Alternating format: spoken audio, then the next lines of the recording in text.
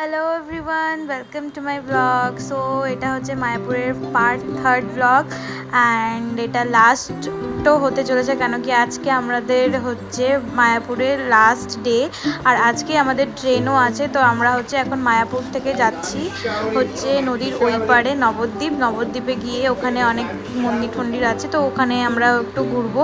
তার জন্য আমরা চলে আসছি ফেরিঘাটে হচ্ছে 10 টাকা করে হচ্ছে ফেরির টিকিট নিল। তো এটাকে মোস্ট প্রবাবলি লঞ্চ বলে। আমি এর আগে একবার কলকাতাতে এসেছিলাম যখন, তখন উঠেছিলাম, কিন্তু মানে ওরকম করে কোনো এক্সপিরিয়েন্স আমি করতে পারিনি, কেননা মানে খুব তাড়াহুড়ো ছিল। তো এইবারের লঞ্চটা একদমই ফাঁকা ছিল, যেহেতু সকালের টাইম ছিল।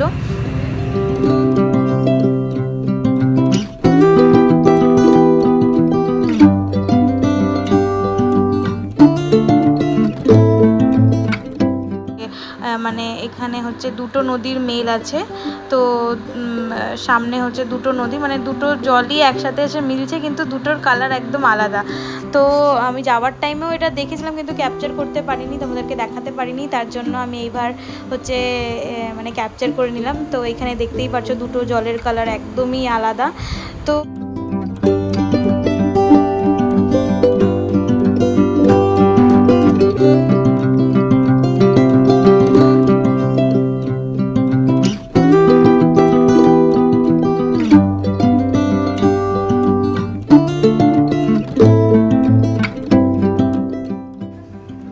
আমরা পৌঁছে গেলাম নদীর এই পাড়ে, আর হচ্ছে তারপর হচ্ছে আমরা মানে নামলাম আস্তে আস্তে লঞ্চের থেকে। তারপরে এরকম একটা লোহার রাস্তা বানানো ছিল, লোহার নিচে হচ্ছে কাঠ ছিল।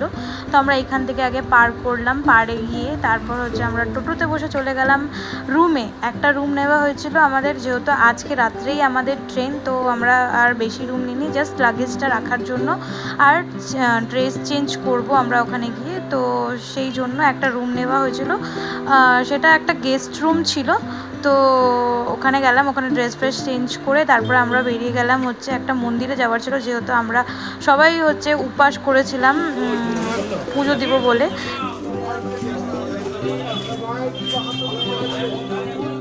তো তারপর আমরা সেই মন্দিরটাতে পৌঁছাই। এটা হচ্ছে মা পুরাকালীর মন্দির, আর খুব জাগ্রত মন্দির। আমি এই জিনিসটা শুনেছিলাম, সবার মুখেই শুনেছিলাম। তো ওখানে গিয়ে সত্যি খুব ফিল হলো এই জিনিসটা। তো এটা অ্যাকচুয়ালি একটা মানে বট গাছের নিচে মন্দিরটা আমরা পুজো করলাম, মন খুব শান্তি পেলো এই জায়গাটাতে গিয়ে। তো তারপর আমরা পুজো করে ওইখান থেকে বেরিয়ে গেলাম।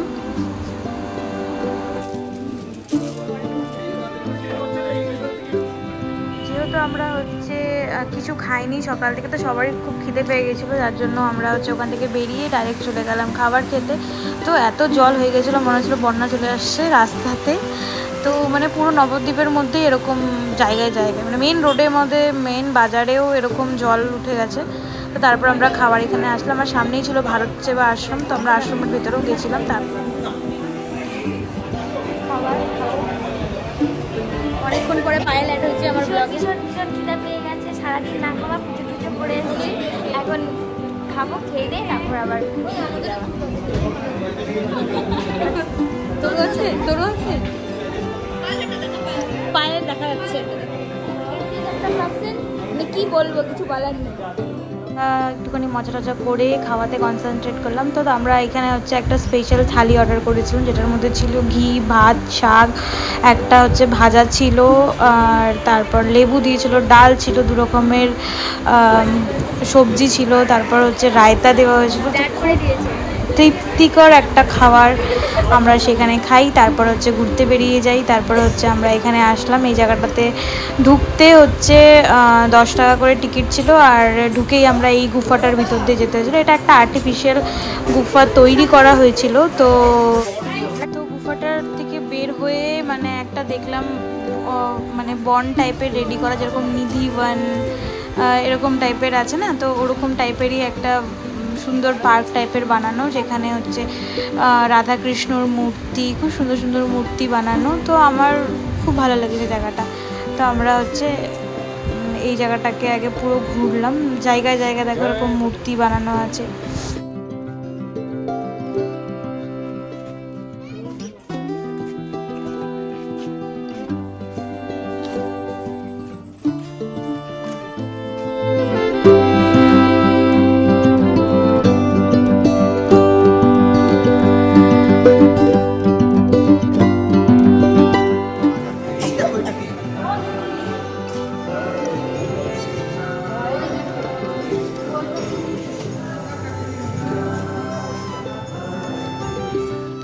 তারপর ওখানে যাওয়ার পর আমরা দেখলাম এইখানে হচ্ছে খুব সুন্দর ভিতরে একটা হলের মধ্যে সব কৃষ্ণ লীলা গুলোকে দেখানো হয়েছে এখানে।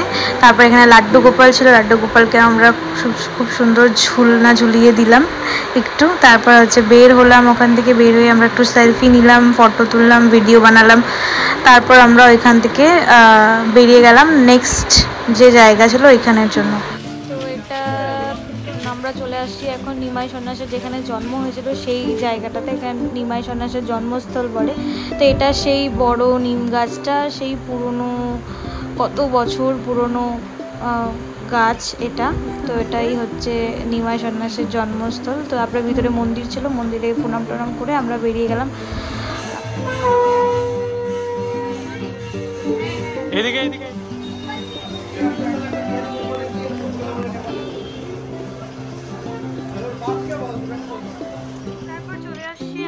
সোনার গৌরাঙ্গ মহাপ্রভুর মন্দিরে। তারপর ভিতরে মানে যেটা ছিল যে ফটো ভিডিও ছিল না নেওয়া, তো ওখানে আমরা ফটো ভিডিও নিতে পারিনি।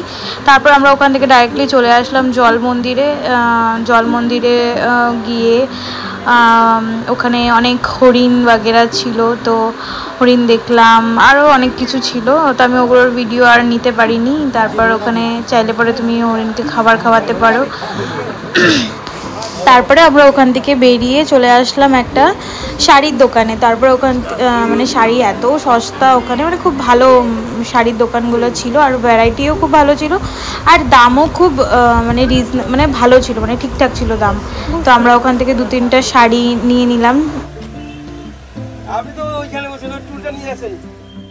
তারপর যেহেতু আমাদের ট্রেনের টাইম হয়ে যাচ্ছিলো, তো আমাদের ডিনার করারটাও একটা মানে ইম্পর্টেন্ট পার্ট ছিল। তো আমাদের হাতে ছিল 1.5 ঘন্টা। তো আমাদের 1.5 ঘন্টার মধ্যে খাবার খেয়ে তারপর হচ্ছে স্টেশন অবধি পৌঁছতে হবে। তো তারপর আমরা বেরিয়ে গেলাম খাবার খেতে, শাড়ি টাড়ি কিনা টিনা করে তারপর চলে গেলাম ডাইরেক্টলি খাবার খেতে। তো খাবার যেখানে আমরা খেতে গেছিলাম, তো ওখানে অনেক ভিড় ছিল যেই রেস্টুরেন্টটাতে আমরা গেছিলাম। তারপর ওখান থেকে সব কিছু খাবার দাবার প্যাক করিয়ে তারপর হচ্ছে আমরা এখন যাব স্টেশনে লাগেজ বাগেরা নিয়ে।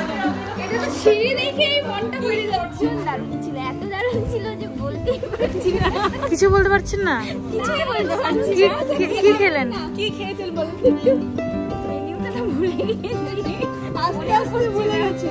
তুই বল, তোর এক্সপিরিয়েন্স বল। ভালো লাগছে তো? কি কি খাইলি ভুলে গেছিস তুই? তুমি কি খেয়েছো? দেখি মন ভরে গেছে। ভরে গেছে? খাস নাই? খাস নাই?